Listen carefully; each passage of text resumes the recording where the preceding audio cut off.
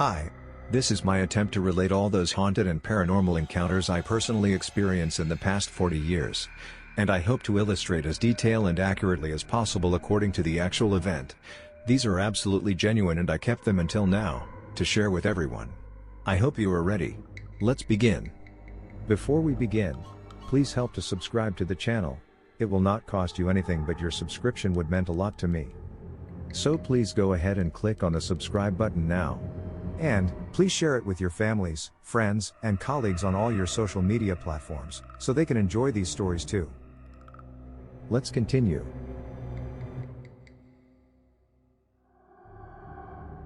In the last episode, the event happened on one of my business trips to Shenzhen. I booked myself in one of the 4-star hotels, conveniently located in Lohu. I flew to Hong Kong and traveled to Lohu, Shenzhen. It happened that Sunday morning when I returned from my entertainment. This was how it all started. I can still remember that I took the first flight out from Singapore that Saturday morning. Ladies and gentlemen, as we start our descent, please make sure your seat backs and tray tables are in their full upright position. Make sure your seat belt is securely fastened and all carry-on luggage is stowed underneath the seat in front of you or in the overhead bins. Thank you. Cabin crew prepares for landing. Soon after, my flight touched down at Hong Kong Chek Lap Kok International Airport. Ladies and gentlemen, welcome to Hong Kong Chek Lap Kok Airport. Local time is 7:15 a.m. and the temperature is 23 degrees Celsius. For your safety and comfort, please remain seated with your seatbelt fastened until the captain turns off the fasten seatbelt sign. This will indicate that we have parked at the gate and that it is safe for you to move about. Please use caution when opening the overhead bins, as heavy articles may have shifted around during the flight. If you require assistance, please remain in your seat until all other passengers have deplaned. One of our crew members will then be pleased to assist you. On behalf of the airline and the entire crew, I'd like to thank you for joining us on this trip, and we are looking forward to seeing you on board again in the near future. Have a nice day. Clearing the customs was smooth and fast early in the morning. After retrieving my luggage, I went straight for the bus stop. I went straight to the information display to check for the correct bus and bus bay. The bus trip took approximately an hour from the airport ground terminal center to Shan Sui station.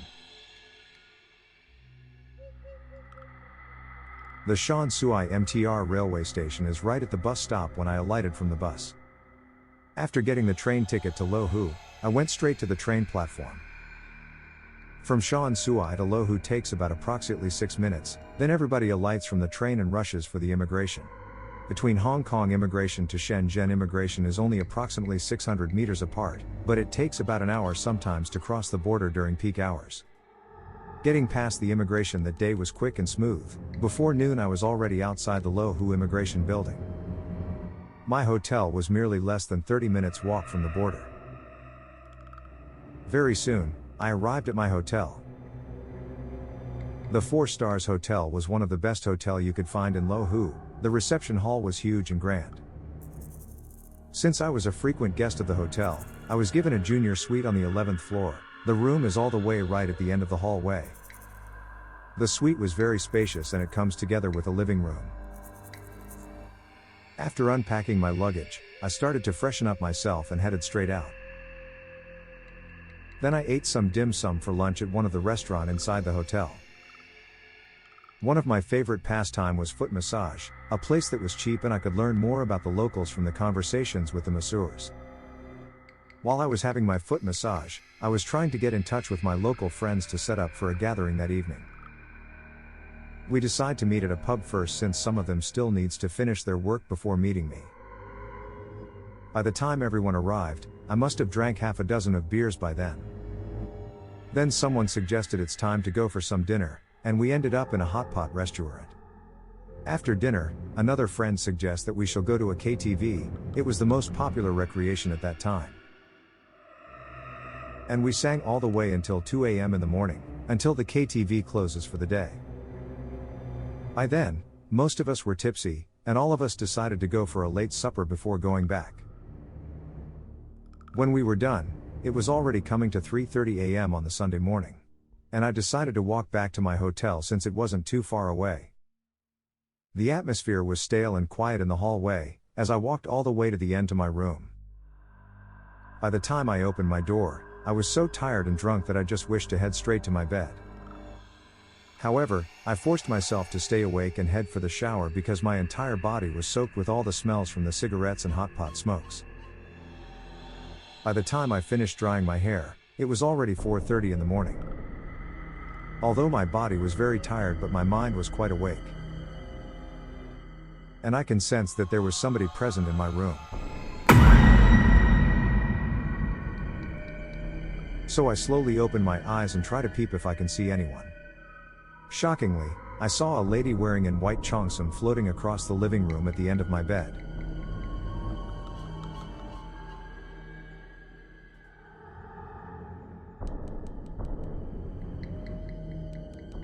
Although I was scared, I pretend to be calm and ignore that I am able to see her, and I tried to turn away in order to avoid the scary sighting.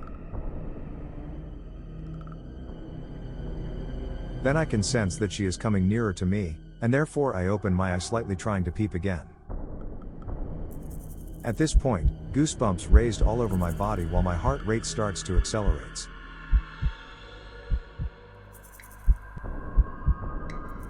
And then slowly, I saw her bending down her head to my pillow, right in front of my face. Her eye stares right into my eyes. Her eyeballs turns wider as her pupils dilated.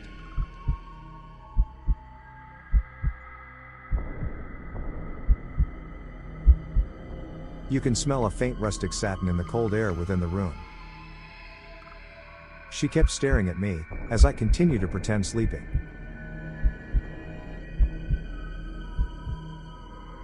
My whole body was shivering and sweating cold sweats, but I don't even dare to move my body at that moment. After a while, I found myself immobilized and then my vision completely black out. I didn't know what happened to me then. When I woke up it was already Sunday noon. After a short recollection of what happened last night, I jumped out of the bed immediately. I quickly dressed up and packed up my luggage. I went straight to the front desk to check out. The hotel was shocked to hear that I was leaving ahead of time. Although the hotel did ask me why I wanted to check out ahead of my intended stay, but I don't think they will believe my story at that time, therefore I just told them it's due to some last-minute changes to my business schedules. According to some of the beliefs, the afterlife usually walks on a straight path as the dead body riggers. This is why they tend to linger eventually in corner units of the building. After that incident, I actually went back to stay at the same hotel, but I will refuse to stay in corner units or at the 11th floor. When we encounter a paranormal event, it's not necessary that you can always leave unharmed. Sometimes you might be pulled into an alternate dimension, not necessary that you will be possessed, attacked, or see anything. It all depends on the entity's intentions. Whilst I was always intrigued by many ghost hunting vloggers, I was also worried about their safety at the same time. Apparently not every time you can get lucky to get away from the real evil entity. If you have any similar encounters, please feel free to share by leaving a comment below. If you like the content of this video, please click on the like and subscribe buttons. And don't forget to turn on the notification bell so that you will be informed immediately whenever I uploaded my next video. Let's continue. Have you ever traveled to another dimension? I didn't believe in the existence of another dimension until this happened to myself. This was what happened. On one of my trips to Taiwan, I flew a day earlier to celebrate Christmas with a bunch of friends in Kaohsiung. When my flight touched down at Taoyuan International Airport, it was already 2:15 in the afternoon. Then, I took my lunch at the airport before taking the high-speed rail from Taoyuan to Kaohsiung. The whole journey took about 1 hour and 35 minutes. By the time I reached Zuoying train station, it was coming to 6 in the evening. My friend booked me a 4-stars hotel close to the Zuoying high-speed rail station. The new hotel has its shopping mall and is close to the golf course where we plan to play some golf during that weekend. The hotel lobby is situated on the 5th floor. You can go to the lobby via the escalator from the shopping mall during shopping hours. In order to get to the hotel room floors, you have to change to another lift on the lobby floor. I was given a standard room on the 8th floor. The rooftop is the hotel's infamous Western restaurant. Coming out from the lift is a short corridor with one side full panel window. My room was not far from the lift lobby, as I opened the door and let myself in. I started to unpack my luggage and freshen up.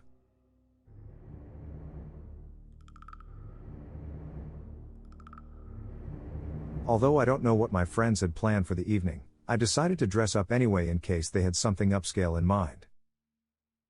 I took a cab to the place where we were supposed to meet.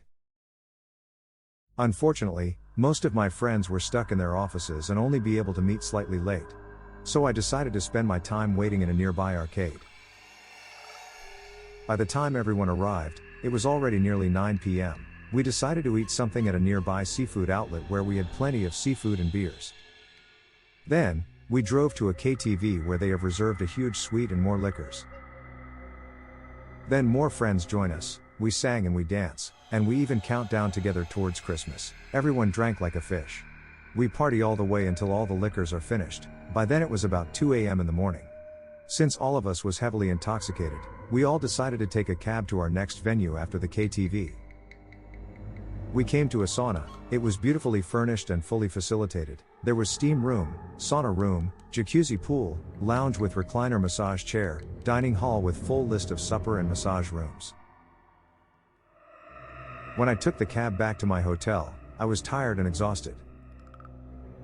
By the time I reached my hotel, it was about 4:30 a.m. in the morning. The shopping mall was closed. I have to take the side entrance to access to the lobby floor. There were no security at the lift, I just have to tap my hotel room card to go to the lobby floor. The lobby lights were dimmed down and deserted, there wasn't anyone manning the front desk as well. So I gladly walked to the lift leading to the guest floors and pressed the lift button to my level.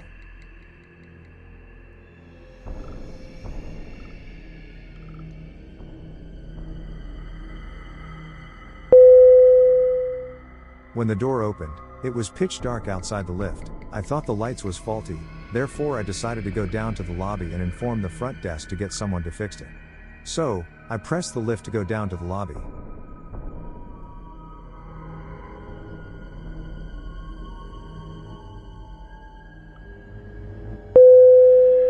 However, when I reached the 5th floor, it was also pitch dark outside when the door opened. Therefore, I assumed there was a power failure that blacked out the entire hotel. I tried to peep if I can see anyone at the lobby front desk, but it was too dark to see anything. After some thoughts, I decided to attempt walking in the dark to the front desk and ask for a torchlight. The moment I step out of the lift, I regretted, because there were nothing outside, just a vast empty space, so dark that you cannot even see your own fingers. The only lights was what shone out from the lift. Just before the lift door closes, I managed to stop it from closing. I accidentally broke one of my nail when my finger tried to jam the lift door. When I got back into the lift, I wanted to reconfirm if I am at 5th floor, but to my surprise, the lift was still at the 8th floor. When I am still confused about what is going on, slowly the lift door closes.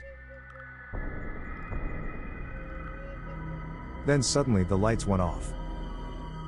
There was a complete silence and I was really worried. I don't know if running back into the lift during a power failure or staying in the pitch black space would be better. I knew my only choice was pressing the alarm button and waiting to be rescued. However, the alarm did not work even I press it over and over again. I don't know how long it took. Eventually the lights came back and the lift starts moving.